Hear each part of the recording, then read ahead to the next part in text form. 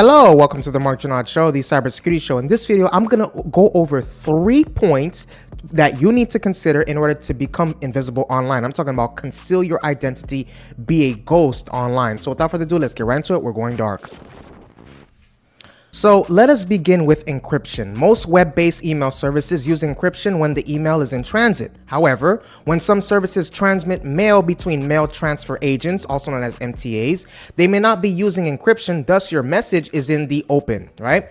To become invisible, you will need to encrypt your messages. Most email encryption uses what's called asymmetrical encryption.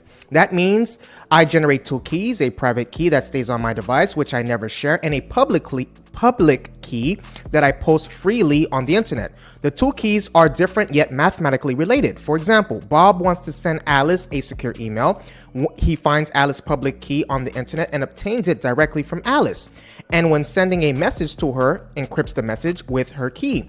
This message will stay encrypted until Alice and only Alice uses a passphrase to unlock her private key and unlock the encrypted message. So how would encrypting the contents of your email work? The most popular method of email encryption is PGP, which stands for Pretty Good Privacy, right? It is not free.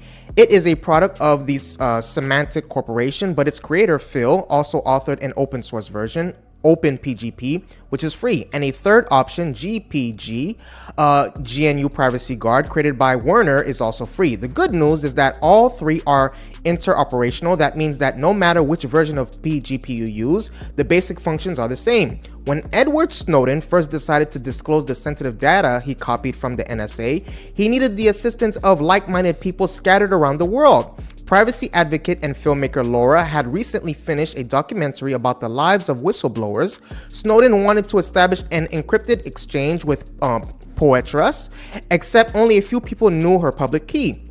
Snowden reached out to Micah of the Electronic Frontier Foundation. Lee's public key was available online, and according to the account published on The Intercept, he had Poitras' public key. Lee checked to see if Poitras would permit him to share it. She would.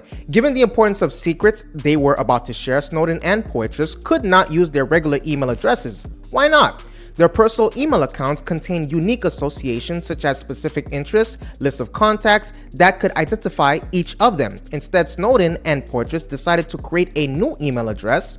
And how would they know each other's new email addresses? In other words, if both parties were totally anonymous, how would they know who was who and whom they could trust?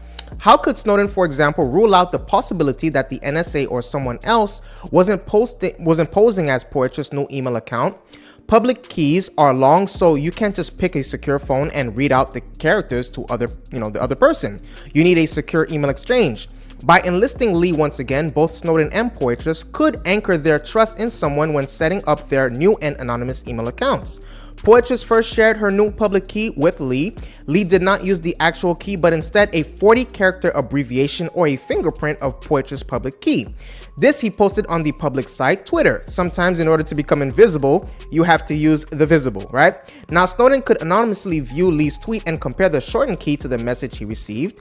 If the two didn't match, Snowden would know not to trust the email. The message might have been compromised, or he might have, be talking instead of the NSA. In this case, the two matched. Snowden finally sent Poitras an encrypted email identifying himself as Citizen 4. This signature became the title of her Academy Award-winning documentary about his privacy rights campaign. That might seem like the end. Now they could communicate securely via encrypted email, but it wasn't. It was just the beginning. So now let's talk about picking an encryption service. Both the strength of the mathematical operation and the length of the encryption key determine how easy it is for someone without a key to crack your code. Encryption algorithms used today are public. You want that. Public algorithms have been vetted for weakness, meaning people have been purposely trying to break them. Whenever one of the public algorithms becomes weak or cracked, it is retired and newer, stronger algorithms are used instead. The keys are more or less under your control, and so you might guess their management is very important. If you generate an encryption key, you and no one else have the key stored on your device. If you let a company perform the encryption, say in the cloud, then that company might also keep the key after he or she shares it with you, and may also be compelled by court order to share the key with law enforcement or government agency with or without a warrant. When you encrypt a message, an email, text, or phone call using end-to-end encryption, that means your message stays unreadable until it reaches its intended recipient. With end-to-end encryption, only you and your recipient have the keys to decode the message. Now, not the telecommunications carrier, website owner, or app developer, the parties that law enforcement or government will ask to turn over information about you. Do a Google search for end-to-end encryption voice call. If the app or service doesn't use end-to-end encryption, then choose another. If all this sounds complicated, that's because it is. But there are PGP plugins for the Chrome and Firefox internet browsers that make encryption easier. One is Mailvelope, which neatly handles the public and private encryption keys of PGP. Simply type in a passphrase which will be used to generate the public and private keys. Then whenever you write a web-based email, select a recipient, and if the recipient has a public key available, you will then have the option to send the person an encrypted message. So let's talk about beyond encryption. Metadata, for example. Even if you encrypt your email messages with PGP, a small but information-rich part of your message is still readable by just about anyone. In defending yourself from the Snowden revelations, the US government stated repeatedly that it doesn't capture the actual contents of our emails, which in this case would be unreadable with PGP encryption. Instead, the government said it collects only the email's metadata. What is email metadata? It is the information in the to and from fields, as well as the IP addresses of the various servers that handle the email from origin to recipient. It also includes the subject line, which can sometimes be very revealing as to the encrypted contents of the message. Metadata is a legacy from the early days of the internet. It's still included on every email sent and received, but modern email readers hide this information from display.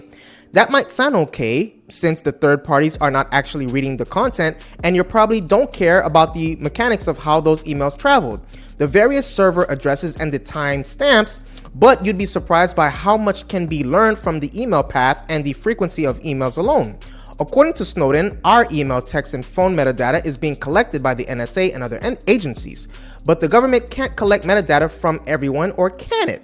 Technically, no. However, there's been a sharp rise in legal collection since 2001. To become truly invisible in the digital world, you will need to do more than encrypt your message. You will need to remove your true IP address. This is your point of connection to the internet, your fingerprint. It can show where you are down to your physical address and what provider you use. Obscure your hardware and software. When you connect to a website online, a snapshot of your hardware and software you're using may be collected by the site.